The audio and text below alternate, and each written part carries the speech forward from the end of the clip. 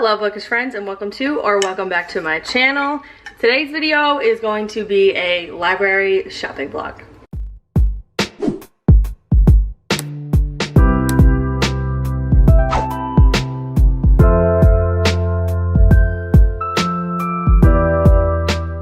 As you may know, I'm not a huge library girly. Like, my library, I don't know if it's small. Sorry, I'm making my coffee. I don't know if it's small or they just don't get a lot of like new release titles, but I feel like every time I go there, I never find any of the new releases that like are brand new and popular. So I don't really go that much. And then also I have so many books in my own collection that it's like, why am I going and getting more books when I already have them? But I keep telling myself like, bitch, they're free, why does it matter? So I am gonna go to my library today before heading out to work. I'm just making my coffee. I gotta fill up my water and then we will be on our way. So if you like these kinds of videos, make sure you like this video, subscribe to my channel, and hit that notification bell. But yeah, let's go to the library.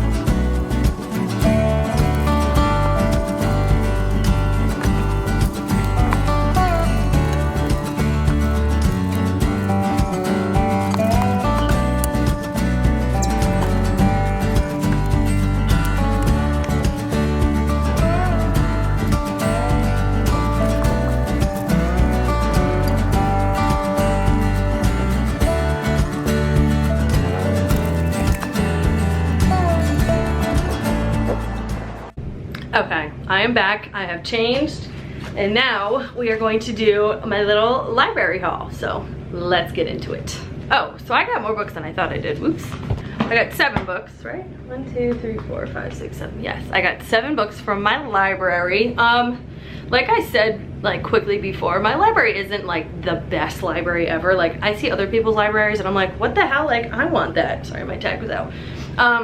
They have a lot of like older authors like James Patterson, like all those people that have like hundreds of books. And like when it comes to like the newer authors and like the book talk authors like Tessa Bailey, who is like Lucinda Berry, all those people, they don't have those books, and if they do, they have like 1 or 2. So it is what it is. But I actually had a lot more fun going to the library than I thought I would. It's just so peaceful and calm in there. But you know, I got some good books that I think I'm gonna hopefully get to soon. I'm probably not gonna read half of these, but it's fine. I'm not gonna go in any particular order because I don't remember which order I picked them up in. But so the first book I have here is Darkfever by Karen Marie Moning. Don't really know. Okay, the covers on these are gonna create glares. That's not good. So I got this. This is a series. It says, Michaela Lane's life is good. She has great friends, a decent job, and a car that breaks down only every other week or so. In other words, she's your perfectly ordinary 21st century woman, or so she thinks until something extraordinary happens. When her sister is murdered, leaving a single clue to her death, a cryptic message on Mac's cell phone, Mac journeys to Ireland in search of answers. The quest to find her sister's killer draws her into a shadowy realm where nothing is as it seems, where good and evil wear the same treacherous, seductive mask. She is soon faced with an even greater challenge, staying alive long enough to learn how to handle a power she had no idea she possessed, a gift that allows her to see beyond the world of man into the dangerous realm of the Fae. So this seems like it's like a thriller with a dash of fantasy. So I looked it up on Goodreads. It had pretty good reviews and it's a pretty long series, so I am excited to get to this one. Next, they had this like perfectly placed, like not stacked with other books. They had it on like a stand, so I was like, must mean it's good. I don't know. So this is Advent by James Treadwell. Also never heard of this. I kind of love this cover though. See, oh, I got water on me. The cover of this is so spooky that I think I'm gonna add this to my fall TBR. And let's see what this is about. It says, a drowning, a magician's curse, and a centuries-old secret. It's 1537. A man hurries through city streets in a gathering snowstorm, clutching a box in one hand. He is John Foss, the great magician of his age. The box he carries contains a mirror safeguarding a portion of his soul and a small ring containing all the magic in the world. Together they compromise something unimaginably dangerous. London, present day. 15-year-old Gavin Stokes is boarding a train to the countryside to live with his aunt. His school and his parents can't cope with him and the things he sees, things they tell him don't really exist. At Pandora, Gavin finds people who are like him, who see things too. They all make the same strange claim that magic exists. It's leaking back into our world and it's bringing something terrible with it. So this is a fantasy trilogy, and it describes how magic was lost to humanity and how a 15-year-old boy discovers that its return is his inheritance. So that sounds super spooky and interesting. So excited to read this. Next is a book I've had my eye on for a while. When this first came out, I don't even remember when this came out. So this came out in 2022, but I've had my eye on it since it came out. This is Devil House by John Darnielle. I don't know. Basically, this guy is a true crime writer. He gets asked to go stay in this like creepy house and like investigate it almost, and I'm pretty sure his daughter's with him. No? He's being offered the chance for the big break to move into the house where a pair of briefly notorious murders occurred. Blah, blah, blah. Oh, maybe there's nothing about a daughter. I'm thinking about something different. So he wants to like investigate this murder, and then he has to live in that house where the murders happened. So also adding this to my fall TBR. Very excited about this one. This one I picked up on a whim. I don't know if I'll actually get to this one, but this is The Ladies of the Secret Circus by Constance Sayers. Honestly, the cover got me. This is Paris 1925. To enter the secret circus is to enter a world of wonder. A world where women weave illusions of magnificent beasts, Jesus, Carousels take you back in time and trapeze artists float across the sky. Bound to her family's circus, Cecile Cabot knows no other world until she meets a charismatic young painter and embarks on a passionate affair that could cost her everything. Virginia, 2004. Lara Barnes is on top of the world until her fiance disappears on their wedding day. When her desperate search for answers unexpectedly leads her to her great-grandmother's journal, Lara is swept into a story of a dark circus and ill-fated love. I kind of love stories that like go back and forth in time, so I have a feeling I'm really gonna like this. This is a thick book, so I think I'm also gonna add this to my fall TBR because this gives me all the spooky vibes and circusy, I don't know. Next is a book that I literally almost bought at Barnes & Noble like 2 weeks ago, and I'm glad I did it because I got it at the library, and that is Musical Chairs by Amy Poeppel. I love this cover. I don't know what it is about it, but I love this cover. And like I said, I legitimately almost bought this at Barnes & Noble like 2 weeks ago. So this says, this is not the summer of Bridget's dreams. Bridget and Will have the kind of relationship that people envy. They're loving, compatible, and completely devoted to each other. The fact they're strictly friends seems to be lost on nearly everyone. After all, they're as good as married in almost every way. For 3 decades, they've nurtured their baby, the Forsey Trio, a chamber group they created as college students, but now their beloved trio is missing its violinist and floundering. Bridget has been dreaming of spending the summer at a rustic Connecticut country home with her boyfriend Sterling, but her plans are suddenly upended when he breaks up with her over email, and then her twin 20-something children arrive unannounced, filling her empty nest with their big dog's dirty laundry and respective crisis.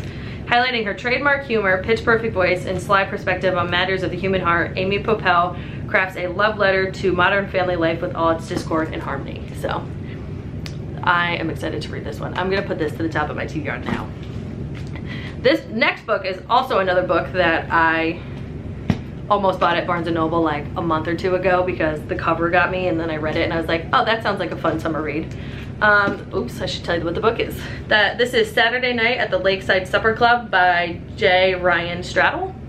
Like, can we talk about this cover? How beautiful and summery is this? This says, Marielle Prager needs a break. Her husband Ned is having an identity crisis. Her spunky beloved restaurant is bleeding money by the day, and her mother Florence is stubbornly refusing to leave the church where she's been holed up for more than a week. The Lakeside Supper Club has been in Marielle's family for decades, but it also caused a rift between mother and daughter that never quite healed. Ned is also an heir to a chain of home-style diners, and he knows his family chain could provide a better future than his wife's fading restaurant. In the aftermath of a devastating tragedy, Ned and Marielle lose almost everything they hold dear. Can they find a way to rebuild their lives, and will the Lakeside Supper Club be their salvation? How cute does that sound? So, it's like a contemporary fiction, but this is a 14-day loan, so this has to be read in the next 2 weeks. Okay, lastly, I just like picked this up because I like the cover, and then I like briefly read the synopsis and I was like, yeah, sounds good. This is also gonna go on my fall TBR. So this is The Psychology of Time Travel by Kate. I'm not even gonna try to pronounce that. We're gonna just, I love this cover. Like, how cute. It almost looks like embroidery, which is pretty. It says 4 women will invent time travel, 3 will make their mark on history, 2 will do anything to be remembered, and 1 will not survive. So basically these 4 girls create like a time travel machine, and then from there shit just goes wrong. So very excited to read this one as well. Let's see if I can do this. I never can. All right, so this is my little library haul. The glare is killing me. This is my little library haul. Not as many like popular new books as I was like hoping for, but you know what, it's fine. These are books that will probably bring me lots of joy, and it brings me even more joy that I did not have to pay for them. So these will be making their way into a certain spot of my reading room. I haven't decided yet because I'm running out of space, but hopefully you will see one of these videos in an upcoming weekly reading vlog. So yeah, that's my little library haul. Thank you for watching. Thanks for hanging out with me. If you like this video, make sure to like this video, leave a comment with your local library and if you love it or not, and make sure to subscribe to my channel, hit that notification bell so you're notified every time I upload a video. And thanks again for watching. Bye.